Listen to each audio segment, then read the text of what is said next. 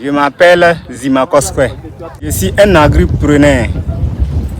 Commune de Malanville, arrondissement de Guéné, Guéné quartier, Guéné 1.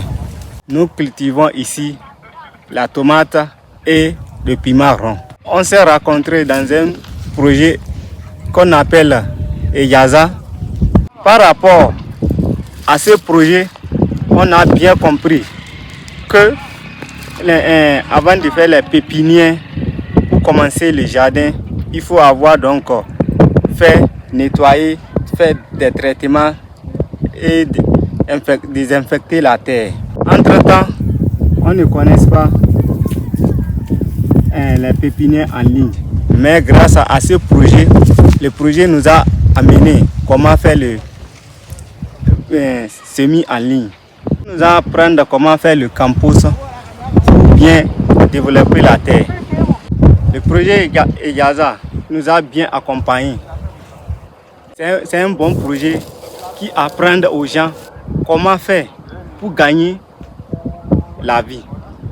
C'est grâce à l'engrais organique que le projet Eyaza nous a accompagnés à apprendre comment faire. Ça a bénéficié cette année par rapport aux qualités des fruits. Les fruits ne pourrissent pas vite. Il a enregistré trop dans le champ jusqu'à ça devient sec. Piment contre la tomate. Ça ne devient pas l'eau comme avant nous mettons des engrais chimiques là. Avant les engrais chimiques, quand on met sur la tomate, 2 ou 3 jours, si ça devient de l'eau. Mais avec l'engrais organique, ça devient même des mois, ça ne se gâte pas. On remercie les produits que nous avons rencontrés dans ce projet qui nous a accompagnés. Ici, c'est Bokoman Judith. Je suis coach dans la commune de Malanville, arrondissement de Guéné. J'accompagne les maraîchers. Et généralement, à Guéné, on a la culture de tomates et de piment vert. L'utilisation des engrais organiques, on a utilisé beaucoup plus le compostage. Compostage où il faut associer les déchets. Il faut associer les déchets, la bouche de vache, tout dans une fosse qui serait décomposée. Et c'est cette matière-là que les agripreneurs vont utiliser au cours de la production, que ce soit la tomate ou le piment.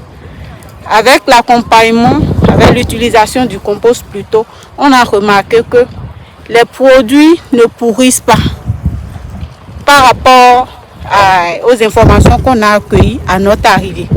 Donc, au lieu que le piment fasse juste 3 jours pour commencer par donner de la pourriture, le piment va jusqu'à 1 semaine, voire plus de 10 jours, 15 jours avant de marquer les pourritures.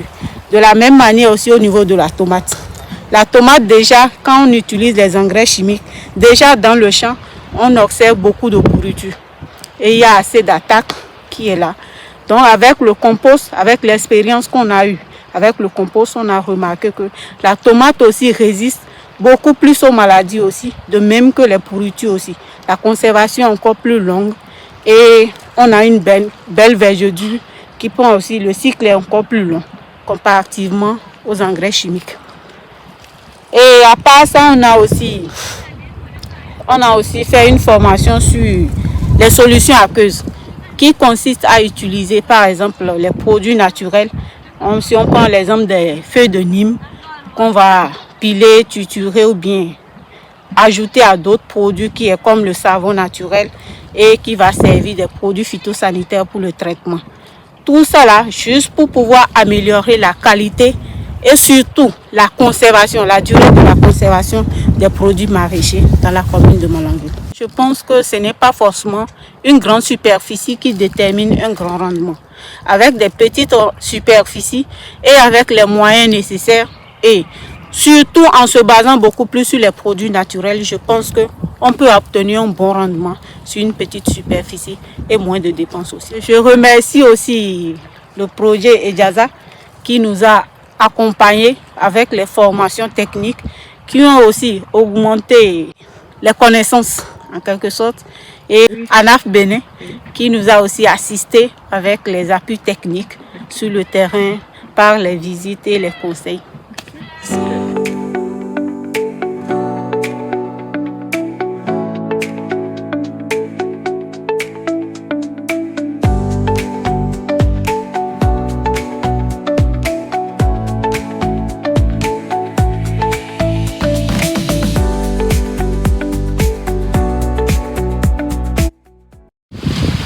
c'est Yakubu Lamak, Potada Anaf Bénin.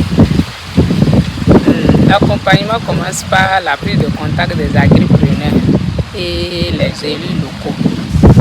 Après, on débute par l'évaluation et appréciation du niveau professionnel, l'analyse des agripreneurs, l'élaboration des comptes d'exploitation, la réception des kits de démarrage, le suivi au coaching des agripreneurs, les kits de semences que les agripreneurs ils ont installé ça, on a suivi ça de près. Ils n'ont pas mis d'engrais chimiques. C'est le compost qu'on a fabriqué ensemble avec eux qu'ils ont appliqué. À chaque binage, ils font épandage du compost. Et si tu vois leurs produits là, vraiment c'est bon à voir, très vert. Leurs produits sont très verts. Donc c'est de l'engrais organique pur. Il n'y a pas d'engrais chimique dedans. La vente groupée aussi, ils n'avaient pas l'habitude de vendre leurs produits ensemble. Mais cette année, ils sont motivés à vendre leurs produits ensemble. Après la récolte, là, ils stockent leurs produits pour pouvoir vendre ça en groupe. Je suis superviseur à ANAF Bénin sur le projet EGASA.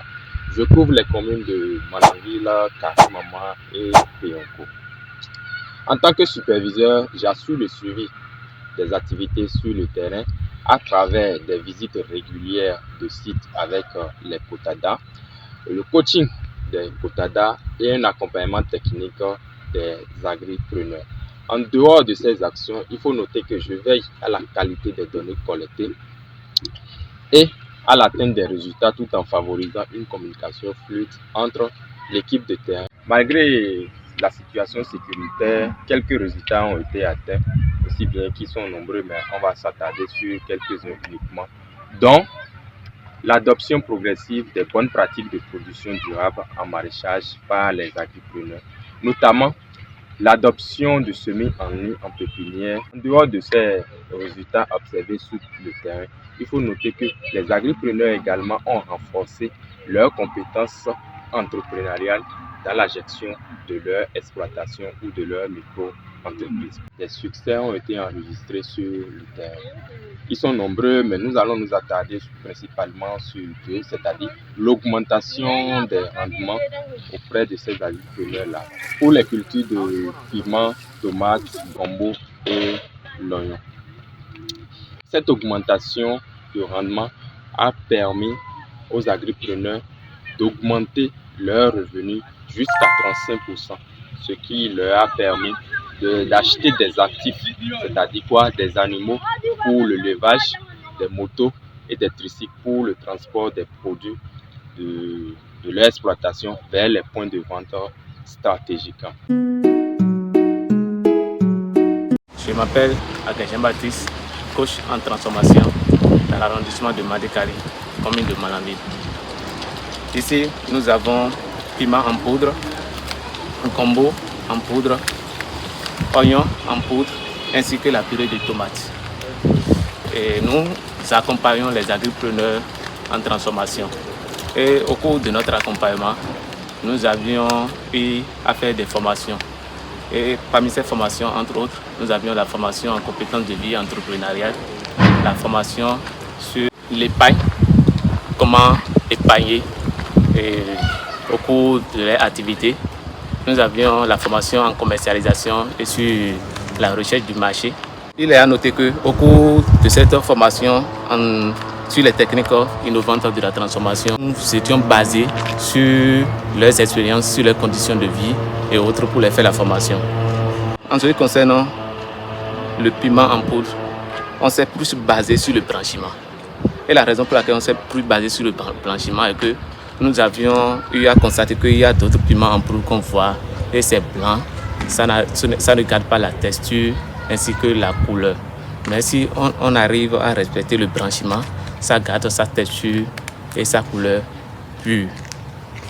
Aussi, nous avions eu à respecter les bonnes pratiques pour la transformation ainsi que l'hygiène. En ce qui concerne la purée de tomates, dans la zone, les agriculteurs n'ont pas l'habitude de faire la purée.